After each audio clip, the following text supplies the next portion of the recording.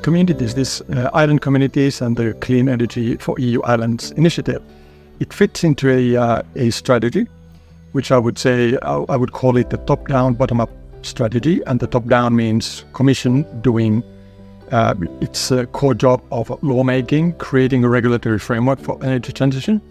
And then in order for that to become reality, so we want to support this type of voluntary bottom-up activities, such as indeed Clean Energy for EU Islands and others.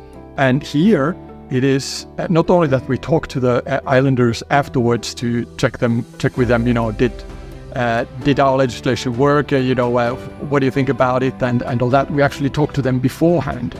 And what we want to do is to find out the ideas before we go to the lawmaking stage.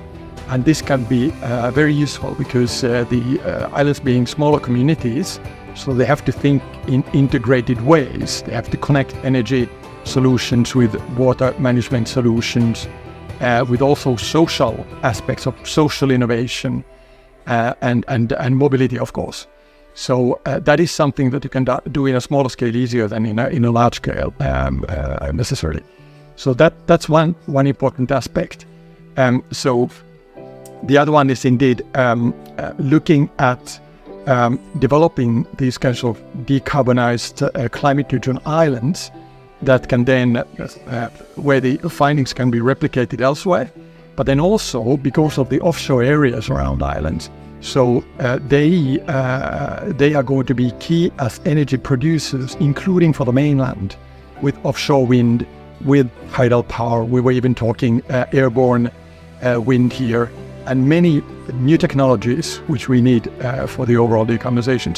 So things are turning. It's not that the islands are at the receiving end of energy if they're interconnected or using diesel and these kinds of polluting sources, but actually they will be providing energy for the rest of the country. So it's really, things are changing completely. And super important, what we find is also exactly that social part. So how to get the community behind a radical transition, what makes people tick, and what are the things that prevent that from happening. And that's because the overall European energy transition will need popular support, because we have to actually change our ways of behaving, consuming, and also generating energy. So this is very good to do on islands and learn from it.